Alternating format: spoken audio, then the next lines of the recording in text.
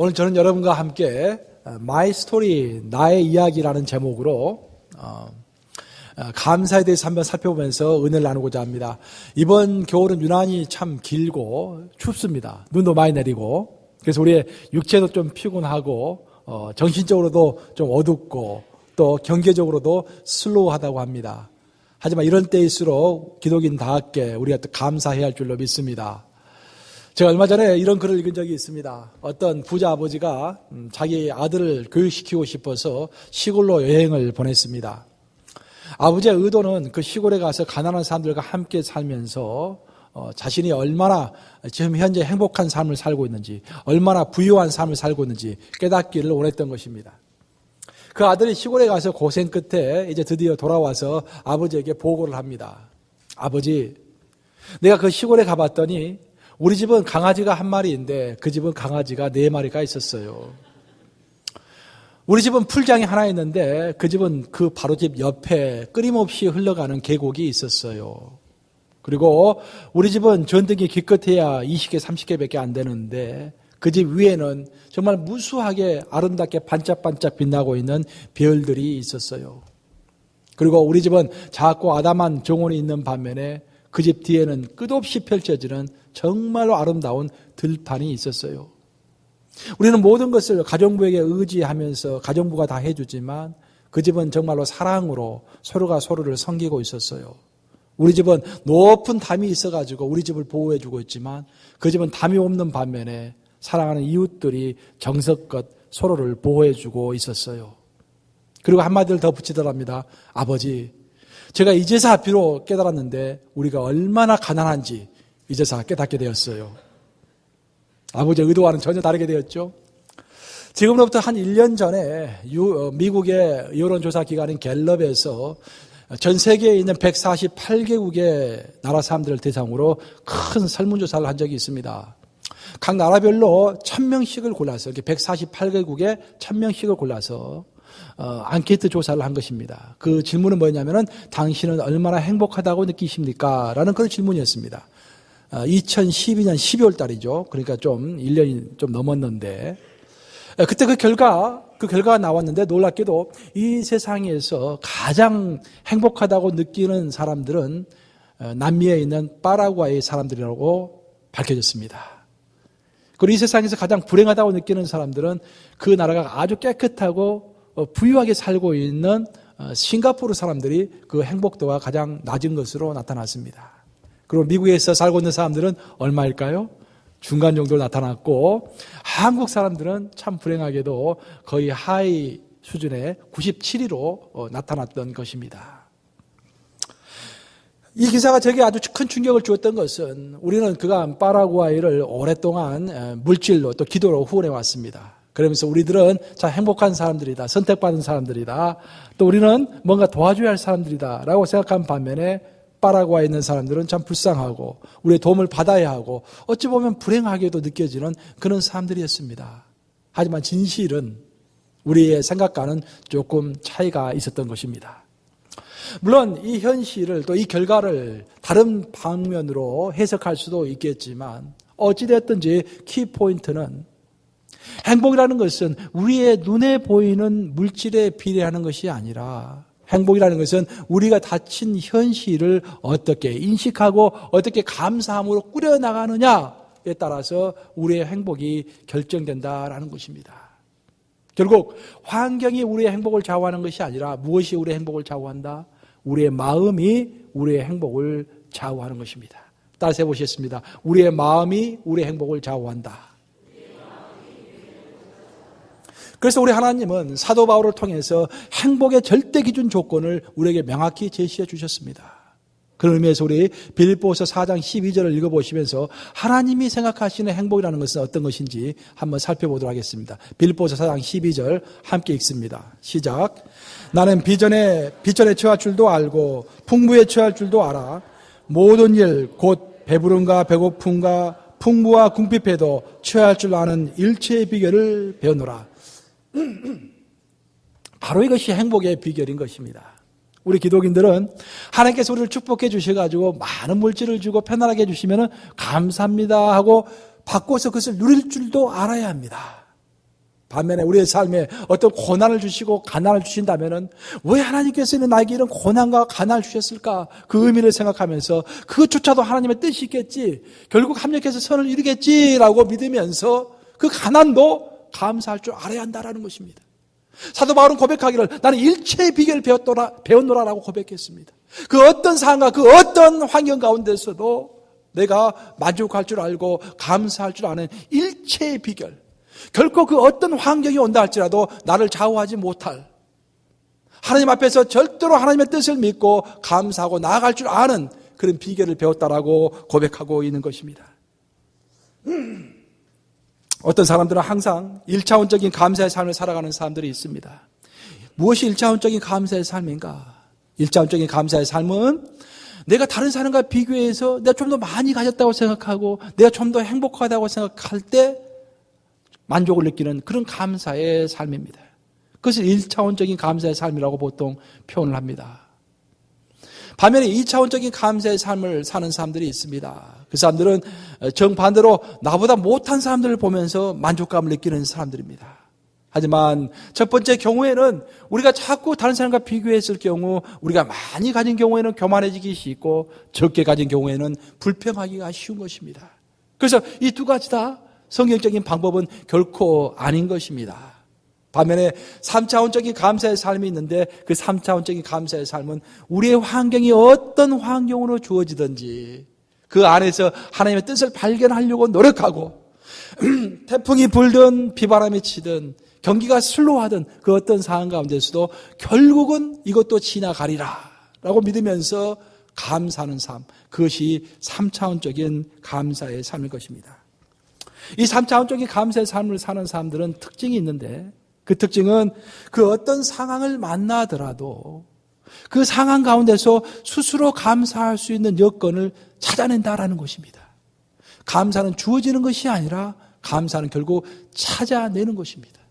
왜 이런 상황이 주어졌을까? 이 상황에서 내가 왜 감사할 수 있을까? 스스로 그 감사의 조건을 찾아내는 것입니다. 리더십 연구의 대가인 하워드 가드너라는 교수가 있습니다. 하버드 대학교에서 교육 심리학을 가르치고 있는 교수인데 하워드 가드너가 아주 리더십에 관한 통찰력 있는 책을 몇 권 썼습니다. 아주 깊이가 있는 책들입니다. 근데 그 책을 읽어보면은 리더라는 것은 한 나라를 다스릴 수 있는 리더가 있고 한 조직을 다스릴 수 있는 교회가 있고 리더가 있고 한 가정을 다스릴 수 있는 그런 소규모의 리더가 있는데 큰 리더들을 보면은요, 큰 리더가 되기 위해서는 6가지의 조건을 꼭 갖추고 있어야 한다고 합니다. 근데 그 6가지 조건 중에서 가장 중요한 조건 중에 하나가 뭐냐면은 그 어떤 상황과 어려운 상황 가운데서도 그것을 믿음으로, 의지로, 감사함으로 그 상황을 이겨낸 마이 스토리, 나만의 진지한 스토리가 있는 사람이 결국은 리더가 된다라는 것입니다. 어려운 가운데서도 그것을 극복했던, 내가 감옥에 갔지만 그것을 극복하고 내 사업에 실패가 있었지만 그것을 극복하고 사람이 나를 배반했지만 그럼에도 불구하고 그것을 극복해낸 나만의 그 진지한 눈물 어린 스토리가 있는 사람, 내 인생의 스토리가 있는 사람이 다른 사람들에게 영감을 주고 다른 사람들에게 감동을 주고 다른 사람들에게 희망을 주면서 다른 사람들이 나를 따르도록 할 수가 있다라는 것입니다. 저는 이 이야기를 들으면서, 이 이야기를 읽으면서 참 많은 생각을 해보았습니다. 결국 우리 기독인들은 하나같이 마지막 날에 우리의 인생 스토리를 들고 마이 스토리를 들고서 하나님 앞에 다 서야 할 사람들입니다. 여러분 하나님 만났을 때 제리마시 예수님 앞에서 어떤 스토리를 들려주시겠습니까? 여러분 어떤 스토리, 인생 스토리를 가지고 있습니까? 주님 앞에서 정말 오랜만에 만난 내 아버지 어머니처럼 정말 아버지 내가 이렇게 고생했음에도 불구하고 이렇게 어려운 상황이었음에도 불구하고 아버지의 뜻을 한 번도 내가 의심한 적이 없고 항상 감사했고 아버지의 뜻대로 살려고 노력했습니다 하는 그런 기가 막힌 눈물의 스토리를 하나님 앞에 들려줄 만한 그런 스토리가 있습니까? 아니면 아무리 돌려봐도 내가 하나님 앞에서 떳떳하게 정말 감동적으로 말할 만한 그 어떤 하나의 스토리도 없다라고 혹시라도 그렇게 생각하고 있지는 않습니까? 결국 우리는 스토리를 준비하는 사람인 것입니다. 우리 예수님 앞에서 어떤 스토리를 들려줄까? 오늘의 본문은 보통 목사님들이 감사에 대한 설교로서 꼽히는 그런 설교이지만 사실 이 이야기는 좀 더 깊이 생각해 보면은 우리의 인생 스토리를 만들어가는 과정을 설명하고 있는 글입니다. 이 글을 오늘의 본문을 자세히 읽어보면은 오늘의 본문은 인생의 3단계를 설명하고 있는 것입니다. 우리의 인생 스토리를 만들어가는 3단계가 설명이 되고 있습니다. 믿는 자의 인생은 무엇보다도 맨 먼저 기대를 가짐으로 시작을 합니다. 우리가 왜 여기에 나왔습니까? 왜 우리가 신앙생활을 합니까? 어떤 기대가 있기 때문에 우리의 신앙생활을 시작하고 우리가 추진해 나가는 것입니다. 어떤 사람들은 신앙의 이유를 의미 있는 삶을 살기 위해서 신앙생활을 한다고 고백하는 사람들이 있습니다. 반면 어떤 사람들은 정말로 이 팍팍한 세상에서 친구 하나 없는 세상에서 진실하게 교제를 한번 해보고 싶다. 뜨겁게 한번 교제를 해보고 사랑을 해보고 싶다. 그런 의미에서 교회를 찾는 사람들이 있습니다. 반면 어떤 사람들은 내 죽음 이후에 정말 내가 안전하게 죽음을 대비할 수 있도록 하나님 앞에서 떳떳이 설 수 있도록 죽음을 대비하기 위해서 내가 교회에 간다라고 이야기하는 사람들도 있는 것입니다. 이처럼 각각의 이유는 다르지만 이 사람들의 공통된 점은 모두가 다 무엇을 가지고 있다? 기대가 있는 것입니다. 하나님을 향한 뭔가 기대가 있기 때문에 교회에 나오는 것입니다. 이처럼 우리의 신앙은 그 무엇보다도 기대가 있어야 하는 것입니다. 기대가 있어야 그 기대에서 열정이 나오고 그것을 성취하고자 하는 에너지가 분출이 되는 것입니다. 여러분은 지금 어떤 기대를 가지고 있습니까? 어떤 기대를 가지고 신앙생활을 해 나가십니까? 단순히 주일이 되었기 때문에 교회에 나오고 계십니까? 아니면 어떤 기대감, 하나님께서 나를 통해서 뭔가 성취하실 것이다라는 그런 기대감을 가지고 인생을 살아가십니까? 오늘 본문에 나오는 10명의 나병 환자들은 무엇보다도 기대를 가지고 하나님을, 예수님을 만났던 사람들입니다. 어떤 기대였는지 우리 다 같이 스크린을 보고서 본문 12절과 본문 13절을 한 목소리로 읽겠습니다. 시작. 한 마을에 들어가시니 나병 환자 10명이 예수를 만나 멀리 있어서 소리를 높여 가로되 예수 선생님이여 우리를 불쌍히 여기소서 하거늘. 이 문장에서 우리가 주목해야 할 단어는 만났다라는 말입니다. 만났다라는 말. 그런데 아셔야 할 것은 나병 환자들은 오늘날이야 큰 문제가 없지만 그 당시에는 뭔가 하나님으로부터 징계가 있었기 때문에 나병이 생겼다라고 믿었습니다. 그래서 그 나병 환자들은 영적으로도 불결하고 육신적으로도 불결하기 때문에 보통 사람들과 섞일 수가 없었습니다. 그래서 그들은 예수님을 만나고 싶었지만 직접 만날 수가 없어서 예수님이 온다는 것을 알고 멀리 서가지고 예수님을 기다리고 있었던 것입니다. 그리고 예수님이 지나가자 예수여 나를 치유하여 주시옵소서라고 예수를 부르기 시작했던 것입니다. 무엇보다도 그들은 다시 한번 깨끗함을 받고 싶었고 깨끗한 당당한 몸으로 일반적인 사람들과 섞여서 인생다운 인생을 살고 싶었던 것입니다. 그런 기대가 있었던 것입니다. 그 기대가 그들로 하여금 소리를 지르게 했고 그 기대가 바로 예수님을 만나게 했던 것입니다. 이렇게 우리의 신앙은 무엇보다도 기대가 있으므로 신앙생활을 시작하는 것입니다. 하지만 기대만 있고 후속타가 없으면 그 신앙은 앞으로 나아갈 수가 없습니다. 기대가 있는 사람은 그 다음 단계가 필요한데 그 다음 단계를 본문은 14절을 통해서 이야기하고 있는 것입니다. 우리 본문 14절을 한 목소리로 읽어보겠습니다. 시작. 보시고 이르시되 가서 제사장들에게 너희 몸을 보이라 하셨더니 그들이 가다가 깨끗함을 받은지라. 여기서 우리가 주목해야 할 단어는 가다가라는 말입니다. 가다가. 참 이상하게도 우리 예수님은 나병을 즉각 고칠 수 있는 분이십니까? 고칠 수 없는 분이십니까? 고칠 수 있는 분이에요. 우리 김종호 전사님에게 안수를 해도 맹인이 눈을 떴다고 그러는데 우리 빼러 가서 지금 아까 성경 보고 했잖아요. 맹인이 눈을 떴다고 안수하니까. 우리 예수님은 원하시면 나병 환자를 금방 고칠 수 있는 그런 분이십니다. 그렇죠? 그런데 놀라운 것은 우리 예수님은 나병 환자를 즉각적으로 고쳐주지 않으시고 너희가 제사장들에게 가라라고 말씀하십니다.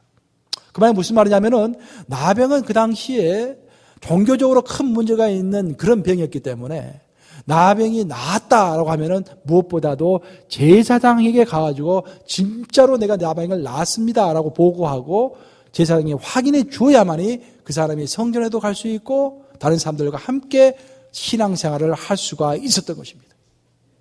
그런데 예수님은 여기서 치유해 주지 않으시고 아직도 나병이 몸에 남아있음에도 불구하고 너희가 제사장에게 가라라고 말씀하시는 것입니다.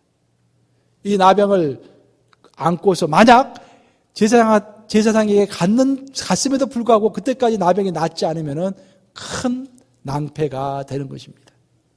그래서 이 나병 환자 10명에게는 믿음이 필요했던 것입니다. 그리고 말씀에 순종하는 마음이 필요했던 것입니다.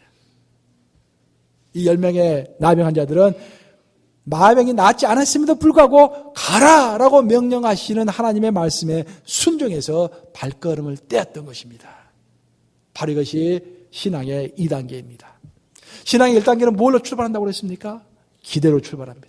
하지만 그 기대가 이루어지기 위해서는 우리의 순종하는 마음이 있어야 하는 것입니다. 또 순종하는 행동이 있어야 하는 것입니다. 기대가 있으면 그 기대를 이루고자 하는 열정을 가지고 하나님께서 말씀해 주시는 대로 인도하시는 대로 따라가는 순종이 있어야 하는 것입니다. 이것이 신앙의 2번째 단계입니다.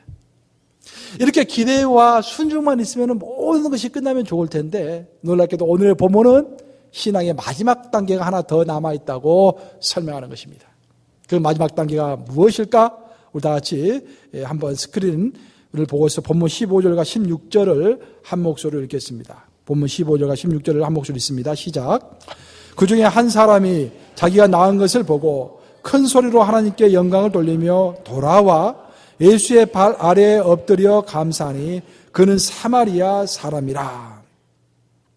여기서 우리가 핵심되는 단어는 돌아와라는 말입니다. 결국 10사람이 제사장에게 가는 길에 치유함을 받았습니다. 얼마나 놀랐겠습니까? 또 얼마나 기뻤겠습니까? 근데 그 10명 중에 9사람이 발길을 돌려가지고 자기가 알고 있는 사람들과 가족에게 기쁜 소식을 전하기 위해서 그곳으로 다른 바퀴를 쳤던 것입니다. 그들은 누가 그들을 치유해 주었는지 그 치유에 대해서 어떤 표현을 해야 하는 것인지 다 잊어버렸던 것입니다. 오직 인간적인 관점으로 내가 나았다, 내가 새로운 사람이 되었다라고 다른 인간에게 보여주고 싶은 그런 마음만이 가득했던 것입니다. 반면에 오직 한 사람만이 발걸음을 돌려서 예수께로 돌아가서 감사합니다. 당신 때문에 내가 이렇게 나았습니다. 라고 예수를 찾아갔던 것입니다. 바로 이렇게 자신의 삶에서 벌어지는 모든 기적과 자신의 삶에서 일어나는 모든 감사의 제목이 결국은 예수 그리스도 당신 때문입니다. 라고 고백하는 것이 하나님을 영화롭게 하는 것입니다. 우리가 예수님을 영화롭게 하는 것이 곧 하나님을 영화롭게 하는 것인데 우리가 어떻게 하는 것이 예수님을 높여드리고 예수님을 영화롭게 하는 것입니까? 어떻게 해야 우리가 예수님을 영화롭게 해드릴 수가 있겠습니까? 성경에서 말하는 답변은 다른 것이 아니라 우리가 감사할 때 그리고 내가 나된 것은 오로지 하나님의 은혜입니다 라고 고백할 때 그 고백이 바로 예수님을 영화롭게 해드리는 지름길이다라고 본문은 이야기하고 있는 것입니다. 여러분, 이렇게 우리의 신앙은 기대로 시작을 하고 또 그 기대를 이루기 위한 순종으로 또 열심으로 앞으로 전진하지만 결국 신앙의 마무리는 감사로 끝나게 되는 것입니다. 우리가 요즘에 많은 사람들이 비전을 이야기하고 믿음을 이야기하고 거창한 기대를 이야기합니다. 나는 이런 비전을 가지고 있다. 이런 비전을 이루고 싶다. 큰 것들을 이야기합니다. 하지만 여러분들이 아셔야 할 것은 여러분들이 그 어떤 큰 비전을 가지고 그 어떤 믿음을 가졌다 할지라도 그 비전과 그 믿음이라는 물통은 감사라는 뚜껑을 꼭 가지고 있어야 한다라는 것입니다. 여러분들 혹시 뚜껑 열린 콜라를 먹어본 적 있으십니까? 뚜껑 열린 콜라 어때요? 맛이 어때요? 콜라의 맛이 나지를 않습니다. 불만 콜라는 콜라인데 콜라의 맛이 나지를 않는 거예요. 뚜껑이 한 10분 열린 콜라와 뚜껑이 하루 이틀 열린 또 콜라는 또 맛이 다릅니다. 이 마찬가지예요. 여러분들 그 어떤 믿음을 가지고 있다 할지라도 그 어떤 큰 비전을 가지고 있다 할지라도 만약에 여러분의 신앙에 감사라는 뚜껑이 없으면은 그 비전과 감사는 갑자기 생각이 안 나네. 셀폰이 울리니까. 그 비전과 감사는 결국 맛을 잃은 그런 감사와 비전의 그 믿음과 비전이 되는 것입니다. 이렇게 결국 우리가 비전과 믿음은 감사는 뚜껑으로 덮어놔야만이 중간에 실패를 할지라도 그 독특한 맛이 끝까지 갈 수가 있는 것입니다. 여러분, 우리가 흔히 말하는 복받은 인생이라는 것이 도대체 무엇입니까? 우리는 많이 복받은 인생을 살고 싶다라고 이야기하는데 그 복받는 인생이 무엇입니까? 물론 우리가 건강하고 형통하고 편안한 삶, 그것은 정말로 복받은 삶입니다. 그것을 위해서 우리가 하나님께 기도해야 합니다. 그것을 주시면 우리는 감사하게 받아야 합니다. 하지만 한 가지 더 알아야 할 것은 우리 성경을 읽어보면 소위 복받은 사람들이라고 나오는 신앙의 인물들은 그런 편안한 삶과 아울러서 항상 그 삶에는 고난이 반드시 있었다라는 것입니다. 그리고 그 고난 가운데서 숨겨진 하나님의 뜻을 발견하고서 왜 하나님 나에게는 고난을 주셨습니까? 라고 자꾸 물어보고 애통해하고 갈구하고 기도하면서 하나님을 깊게 만났던 사람들인 것입니다. 결국 그 고난 가운데서 숨겨진 하나님의 뜻을 발견하고 하나님은 이런 사람이구나 라고 발견했던 사람들이 결국 신앙의 위인들로 성경에 기록되는 것입니다. 제가 말하고자 하는 키포인트는 뭐냐면은 여러분의 인생에 있어서 가장 중요한 것은 고난이 오면은 왜 이렇게 날씨가 춥까? 왜 이렇게 눈이 많이 내릴까? 왜 비즈니스 이렇게 슬로우할까? 그것으로 끝나면 아무것도 아니고 왜 눈이 내릴까?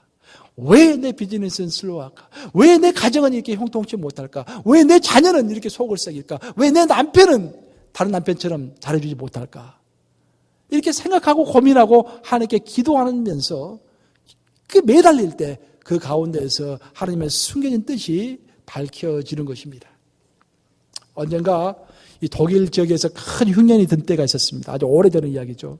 독일에 큰 흉년이 들었는데 유럽 전체가 흉년이 들었는데 그때 독일 어떤 마을에 그럭저럭 상당히 부유하게 사는 어떤 노 부부가 있었습니다. 이 노 부부는 모든 사람이 어려운 그런 실정에서 어린 아이들을 돕고 싶어가지고 자신의 재산을 털어가지고 매일 빵을 만들어서 준비했습니다. 그리고 그 아이들이 모두 와서 아침을 먹을 수 있도록 배려했던 것입니다. 근데 한 가지 특징은 그 노 부부는 아이들의 숫자만큼만 빵을 만들었습니다. 아이들이 50명이면 빵을 딱 50개만 만든 것입니다. 그리고 그래서 바구니에 넣어두고 하나씩만 가져가도록 했습니다. 그런데 빵을 요즘처럼 기계로 만들면 그냥 다 똑같을 건데 손으로 만들다 보니까 어떤 빵은 큰 빵이 나오고 어떤 빵은 또 밀가루 반죽이 부족하면 또 조그만 빵이 나오고 빵의 크기가 다 달랐던 것입니다. 그러다 보니까 아이들이 몰려들어가지고 빵을 고를 때 당연히 힘이 센 아이들이 가장 먼저 큰 빵을 짓고 여리고 힘이 없고 연약한 그런 아이들이 제일 나뭇가지 남아서 마지막 남아있는 가장 작은 빵을 집어가는 것이었습니다. 그 마을에는 그레첸이라는 아주 약한 소녀가 하나 살고 있었습니다. 몸이 빽빽하고 얼굴은 창백해서 상당히 힘이 약했습니다. 그래서 다른 아이들이 막 경쟁적으로 큰 빵을 집어갈 때 그레첸은 항상 옆에서 물끄러미 쳐다보면서 제일 마지막에 남아있는 가장 조그만 빵을 집어드는 것이었습니다. 그렇지만 그레첸은 한 가지 특징이 있었는데 그 빵을 집어들 때마다 그냥 가지 않고 반드시 그 할아버지에게 가서 할아버지, 할머니 감사합니다 라고 인사하고 그 빵을 들고서 집으로 돌아갔던 것입니다. 그날도 마찬가지로 빵이 나오자 큰 아이들이 먼저 가서 좋은 빵을 다 짓고 나서 그레첸은 옆에 가만히 서 있었습니다. 모든 아이들이 다 떠난 후에 마지막 빵을 하나 집어들려고 보니까 그 빵은 그날따라서 유난히도 너무도 적은 빵이었습니다.